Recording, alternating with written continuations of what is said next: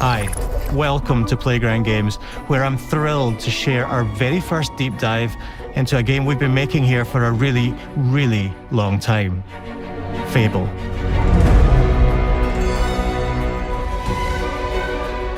Playground Games is renowned for fun, immersive, and visually stunning open-world experiences. Since 2010, we've been developing the Forza Horizon series right here in Royal Leamington Spa, a charming little town in the middle of England. As Horizon has grown, so have we. Over the past few years, we've built a new team to carry that reputation into a new genre that we are incredibly passionate about. Fable is Playground's first open-world action RPG, and we couldn't be more proud to be carrying on the work of the legendary Lionhead Studios, the original creators of the franchise. And although our game is a new beginning, I think what we're making is really faithful to the spirit of the classic Lionhead trilogy that we all love. At the heart of our game is a simple, recurring question. What does it mean to you to be a hero? Our game is about choices and their consequences. It's packed with action, drama, British humour, moral dilemmas, and quite a few chickens. All of this combines in a fairy tale which could only be Fable. In classic Fable fashion, you begin the game as a child, growing up in the sleepy rural village of Briar Hill. It's here that in a moment of extreme danger, your heroic powers first emerge, and we discover that you are Albion's first hero in a generation. But not long afterwards, disaster strikes, and the people of your village, including your beloved grandma, are turned to stone by a mysterious stranger. Suddenly alone in the world, you'll set off on an adventure which will change Albion forever.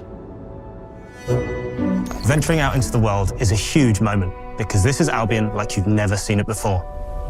Idyllic rolling hills, magical forests, bustling villages, sleepy hamlets, oversized vegetable patches, and stunning vistas.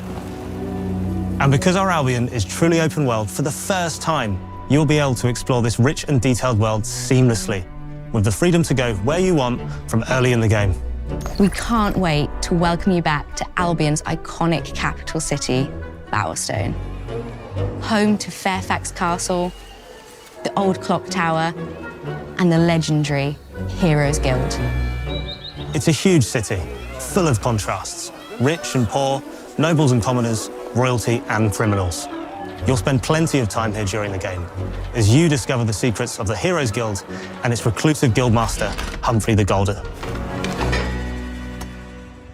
In the north of Albion, you'll find mountains, craggy coastlines, spooky marshes, and the bleak, windswept city of Bloodstone.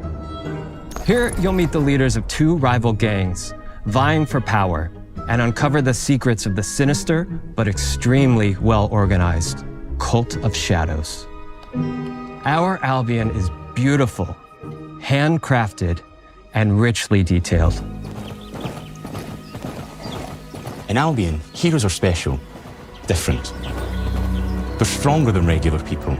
They're more skillful, more charismatic. More importantly, they're those rare humans who can harness and use magic in the world around them. They have the power to do what they want. And so do you. In our game, we want you to play as the hero you want to be. And that starts with being able to choose how your hero character looks. So, in Fable, you'll be able to pick from a range of different character heads and customize your clothing, hair, skin tone, tattoos, and scars, so the hero you play represents you. But as well as your appearance, you can be the hero you want to be through the way you play, through the skills and abilities you learn, and through the weapons you use. Just like the classic trilogy, heroes in our game fight with a combination of strength, skill, and will. Seamlessly blending melee and ranged weapons with magical abilities gives us style-weaving combat, allowing you to show off your personal playstyle against single opponents and large groups of enemies alike. Melee is at the heart of our close quarters combat. You'll use light and heavy combos, often knocking enemies off balance and executing stylish finishers. Swap to your ranged weapon to bypass enemy guard and deal with troublesome flying enemies. And of course, you'll be able to unleash your powerful spells to both manipulate and devastate your opponents. We're excited to be bringing back some fan-favorite adversaries for you to fight.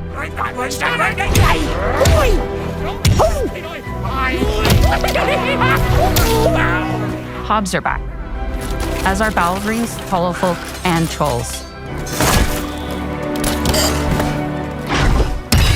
And we're adding brand new enemies too, like this fearsome cockatrice, a giant fire-breathing chicken. Each enemy family is different, with their own weaknesses to exploit and defenses to overcome. But with all the unique tools in your combat toolbox, how you defeat your enemies is up to you.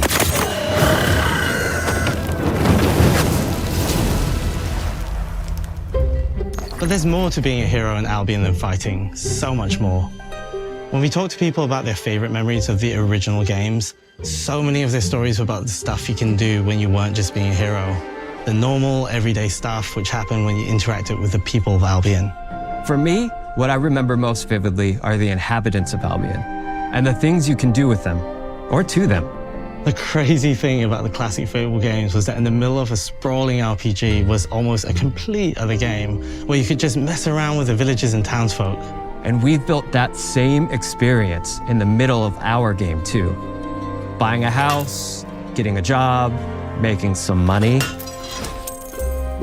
Romancing a villager, getting married, having kids. Fancy a date? Perfect. You can get to know me better. Buying another house. Buying every house in Albion.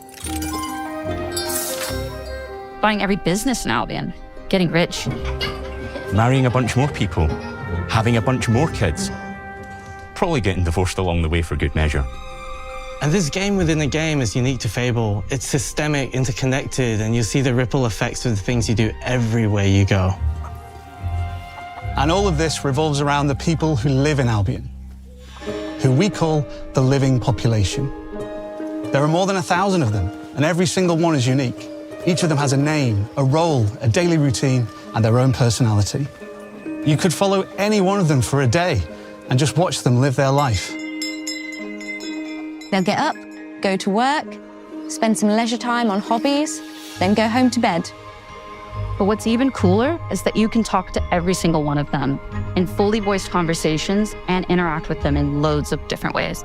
Maybe the job they go to is working for you because you hired them to work in one of your businesses. Hey, you. Working hard? How can I help you, boss?